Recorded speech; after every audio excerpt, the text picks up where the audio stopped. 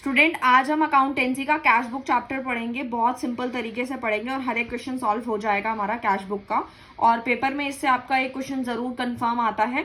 ठीक है, तो बेसिक से स्टार्ट करते हैं। देखो, बिजनेस ट्रांजेक्शन हमारी बहुत सारी होती है, बहुत न्यूमरस होती हैं। इतनी सारी ट्रांजेक्शन होती है तो उनको एक ही अकाउंट में एंट्री करना बहुत मुश्किल हो जाता है, डिफिकल्ट टू रिकॉर्ड होता है। जैसे जर्नल हमने पढ़ा, जर्नल के अंदर बहुत सारी रिकॉर्डिंग नहीं हो पाती है, क्योंकि जितना ज्यादा बड़ा बिजनेस होगा बहुत दिक्कतें आती है, इसलिए हम बहुत सारे अकाउंट्स बनाते हैं। जैसे जर्नल के अलग अलग अकाउंट है। पहला है कैश बुक, फिर आता है परचेज बुक, फिर आता है सेल बुक, फिर आता है परचेज रिटर्न, फिर आता है सेल रिटर्न और फिर आता है जर्नल प्रॉपर। हमें सिर्फ बात करनी है कैश बुक की। ठीक है, मैं थोड़ा थोड़ा आप लोगों को बता देती हूँ। कैश बुक में सिर्फ कैश की ट्रांजेक्शन लेनी है जो हमारे पेपर में आने वाला है। परचेज बुक होता है जिसमें जैसे हम कुछ भी परचेज करते हैं तो उसमें सारी रिकॉर्डिंग परचेज की आएंगी, जो हम अभी अगले वाले चैप्टर में पढ़ेंगे। सेल बुक में आप नाम से ही समझ रहे हैं क्या होगा इसके अंदर, यानी कि सेल मतलब जो भी सेल करी है उसकी प्रॉपर एक बुक बनेगी। परचेज रिटर्न मतलब जो सामान खरीदा है जब वो रिटर्न हो जाएगा तो परचेज रिटर्न बुक बनती है प्रॉपर, उसमें सारी वही रिकॉर्डिंग्स होती है। सेल रिटर्न मतलब है जो भी सेल करी है उसको रिटर्न जब हो गया है, सामान वापस आ गया है जो सेल की थी, उसी की प्रॉपर एक बुक बनती है। जर्नल प्रॉपर में वो सारी रिकॉर्डिंग आती है जो इनके अलावा बच जाती है, वो जर्नल प्रॉपर में आ जाती है। ये भी हम सीखेंगे।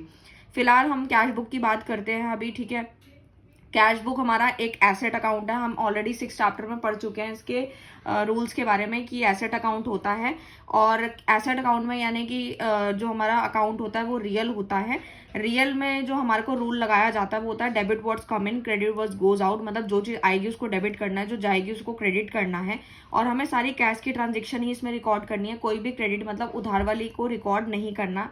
जैसे कैश बुक 2 पार्ट में डिवाइडेड है, एक है single column and second one is double column. Single column में सिर्फ कैश की ट्रांजेक्शन यानी कैश कितना आया है बिजनेस में और कैश कितना बिजनेस से गया है वो रिकॉर्ड करेंगे। और डबल कॉलम में कैश और बैंक दोनों के कॉलम देखने को मिलेंगे, जो कि हम स्टूडेंट, ये हमारे कैश बुक का फॉर्मेट है। ठीक है, बहुत सिंपल है, मैंने आपको बताया यही रूल लगाना है। डेबिट वर्ड्स कम इन, क्रेडिट वर्ड्स गोज आउट, कि जो भी हमारे बिजनेस के अंदर पैसा आएगा, कैश आएगा, तो हम जो है डेबिट साइड रिकॉर्डिंग करेंगे। रिसिप्ट मतलब पैसा आ रहा है, मैंने एरो भी बनाया है, इससे आप याद रखना।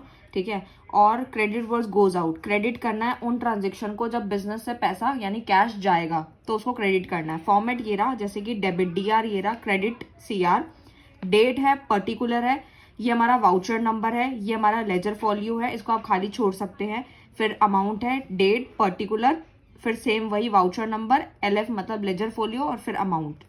स्टूडेंट, हमारे को कैश बुक का क्वेश्चन सॉल्व करते वक्त हमें कुछ इंपॉर्टेंट रूल्स हैं जो अपने माइंड में रखने हैं, उसके बाद हम क्वेश्चन आराम से कर पाएंगे। जैसे कि कोई भी ट्रांजेक्शन जब हम क्वेश्चन के अंदर देखेंगे उसमें अगर पार्टी नेम गिवन नहीं है, ठीक है, मैंने साफ साफ लिखा नॉट गिवन, तो वो हमारी कैश ट्रांजेक्शन हो जाएगी। अगर आपको नहीं समझ आया तो कोई बात नहीं, एग्जांपल से समझते हैं। जैसे सिर्फ और सिर्फ गुड परचेज लिखा है, ठीक है, कोई नाम नहीं लिखा कि किससे परचेज किया है, ठीक है, तो वो यानी कि कैश ट्रांजेक्शन है, तो वो हमारी कैश बुक में रिकॉर्ड होगी। अगर कोई गुड सोल्ड किया है, इसमें भी नाम नहीं लिखा, मतलब पार्टी नेम नहीं गिवन होगा, तो समझ लो कैश की ट्रांजेक्शन है और वो कैश बुक में रिकॉर्ड होगा। पहला रूल। नंबर 2 रूल क्या है? Transaction in which party name is given. अब क्या बोल रहा है कि अगर हमारा पार्टी नेम गिवन होगा, ठीक है, जैसे कि गुड्स परचेज फ्रॉम राहुल, कि हमने सामान खरीदा राहुल से, या फिर हमने गुड्स बेचे हैं राम को, यानी कि पार्टी नेम गिवन है। तो जब पार्टी नेम गिवन होता है, हमारे को नाम गिवन होगा, तो इसका मतलब है कि वो क्रेडिट की ट्रांजेक्शन है, मतलब वो उधार की ट्रांजेक्शन है, जो कि हमारी कैश बुक में रिकॉर्ड नहीं होने वाली।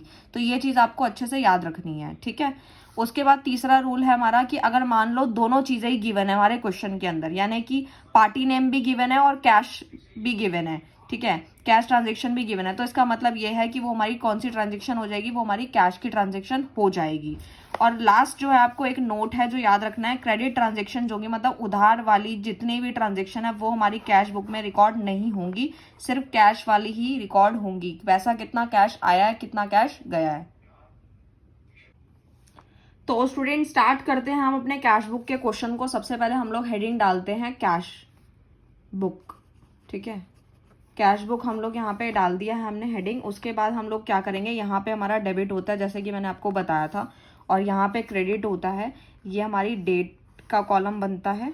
ठीक है, फिर हमारा बनता है पर्टिकुलर्स। ठीक है, उसके बाद वाउचर नंबर डालना है तो आप डाल सकते हैं, कोई दिक्कत नहीं है। LF का कॉलम बनाते हैं, लेजर फोलियो का, और एक अमाउंट का कॉलम। ठीक है, फिर दोबारा से सेम वही डेट, पर्टिकुलर्स, पर्टिकुलर्स, ठीक है, फिर LF का कॉलम, ठीक है, और फिर अमाउंट का कॉलम, ठीक है। तो इस तरीके से फिर लाइन खींच देंगे। ये हमारा जो है फॉर्मेट जो है प्रॉपर रेडी हो गया। अब हम क्वेश्चन को करते हैं, ठीक है। तो क्वेश्चन को करने के लिए सबसे पहली ट्रांजेक्शन है यहाँ पर, जैसे आप देख सकते हैं यहाँ पर क्वेश्चन है मेरे सामने। तो क्वेश्चन में है सबसे पहले 1 अप्रैल 2021 की ट्रांजेक्शन दी हुई है मुझे। कैश इन हैंड दिया हुआ है कितने का, 50,000 का। कैश परचेजेस दिया है 10,000 के अप्रैल 5 के। तो इसी को देखना है कि क्या पैसा आया है बिजनेस में और क्या गया है। तो जल्दी से देखते हैं। पहली आपको मैंने ट्रांजेक्शन बताई है cash in hand. Cash in hand मतलब ये पैसा आया है। जब भी बिजनेस में पैसा आएगा तो आप एरो बना भी सकते हैं कि जब आएगा यानी डेबिट वर्ड्स कम इन, ऐसे एरो बना सकते हैं आप पेंसिल से, छोटा सा पेपर में। इससे इजी होगा, आप लोगों को दिक्कत नहीं आएगी, ठीक है। तो हमें क्या करना है, सबसे पहले लिखना है 2021 अप्रैल 1 की एंट्री है ये हमारी। टू बैलेंस BD लिखना है। कितना बैलेंस अभी बताया मैंने आपको, कैश इन हैंड का 50,000 रुपीज़, ठीक है, वो हमने डाल दिया क्योंकि पैसा बिजनेस में आया है। उसके बाद हमारी दूसरी ट्रांजेक्शन है अप्रैल 5 की कैश परचेजेस। कैश परचेजेस का मतलब होता है हमने सामान खरीदा है, यानी कि हमारा खर्चा हुआ है, बिजनेस से पैसा बाहर गया है। जो जब बाहर गया है, और यह एंट्री कौन सी डेट की थी, ये थी अप्रैल 5 की एंट्री थी, और हमारा पैसा बाहर गया है, तो हम लिखेंगे बाय परचेजेस। कितना बैलेंस आ जाएगा, 10,000 रुपीज़, क्योंकि पैसा गया है, ठीक है। उसके बाद हमारी जो ट्रांजेक्शन आती है, फिर आता है हमारा कैश सेल की है हमने। तो यानी कि हमने कैश सेल की है, तो वो की है हमने 8,000 की, यानी अप्रैल 8 को। कैश सेल मतलब पैसा आया है, तो अप्रैल 8 को हमने जो किया है वो लिखेंगे टू सेल्स। ये चीज़ आपको तो मैंने पहले ही समझा रखी है कि जब भी हमारी डेबिट वाली चीज़ें आएंगी उससे पहले हमें टू लगाना है और क्रेडिट की सारी चीज़ों में बाय लगाना है, ठीक है। ये चीज़ तो आपको क्लियर ही है। तो टू सेल अकाउंट लिखेंगे कितना, 8,000, ठीक है। उसके बाद बात करते हैं अगली एंट्री की, वो है अप्रैल 15 परचेज फर्नीचर। हमने फर्नीचर खरीदा है तो पैसा बाहर गया है, तो अप्रैल 15 और लिख देंगे बाय फर्नीचर, ठीक है। अकाउंट, मेरे पास थोड़ा स्पेस कम है इसलिए मैं थोड़ा लिख रही हूँ इस तरीके से, 5,000, ठीक है, क्योंकि पैसा बाहर गया है बिजनेस से, तो हम क्रेडिट साइड ही लिखेंगे। उसके बाद की एंट्री है कि हम लोगों ने रिसीव करा है कमीशन। कमीशन हमको मिला है, और ये एंट्री है हमारी अप्रैल 25 की। तो अप्रैल 25 यानी कमीशन मिला है, तो यानी बिजनेस में पैसा आया है, तो लिखेंगे टू कमीशन, ठीक है, रिसीव्ड अकाउंट 1,000, ठीक है। उसके बाद लास्ट ट्रांजेक्शन हमारी वो है पेड रेंट। हमने पैसा यानी रेंट दिया है हमने, यानी पैसा गया है, और ये एंट्री है हमारी अप्रैल 30 की। तो लिखेंगे बाय रेंट अकाउंट, कितना बैलेंस बताया, रेंट कितना पे किया, 6,000। तो हमने सारी एंट्रीज पास कर ली हैं, जो जो हमें डालनी थी एंट्रीज हमने सारी डाल दी हैं। अब हमें क्या करना है, टोटलिंग करनी है। तो जब भी हमें टोटलिंग करनी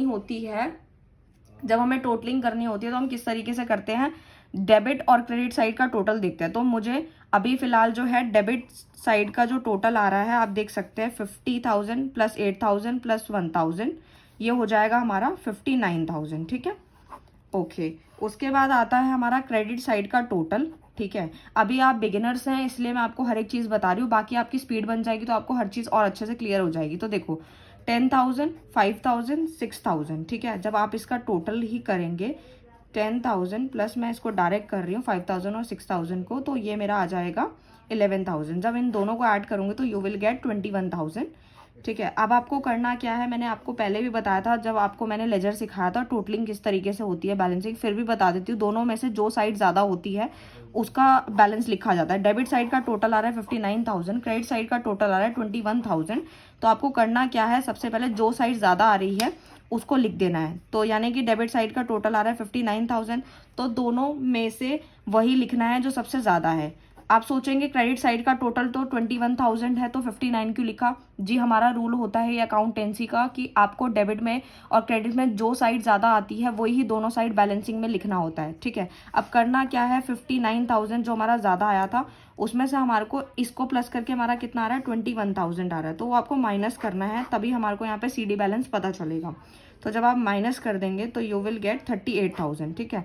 तो यहाँ पे CD बैलेंस आ जाएगा, क्योंकि हमारी जहाँ पे भी कमी आती है वही हमारा CD बैलेंस होता है, ठीक है। तो यहाँ पे एंट्री पास करेंगे हम, अप्रैल 30 बाय बैलेंस CD 38,000, ठीक है। ये क्वेश्चन हमारा यहीं पे कंप्लीट होता है। इसी तरीके से आपके क्वेश्चंस हो जाएंगे। बस आपको यही याद रखना है कि जो भी साइड ज़्यादा आएगी वही आपकी टोटलिंग है। Thank you so much.